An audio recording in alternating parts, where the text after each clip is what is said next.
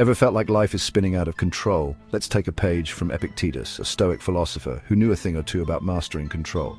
Epictetus taught us that while we can't control everything, we can control our reactions. Imagine a storm, fierce, unpredictable. You can't stop the storm, but you can choose how to navigate through it. He famously said, "It's not what happens to you, but how you react to it that matters." So instead of stressing over things beyond our reach, focus on what you can change: your thoughts, your actions, your attitude.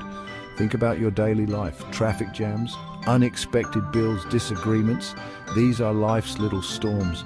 According to Epictetus, we can either rage against them or embrace a calm, measured response.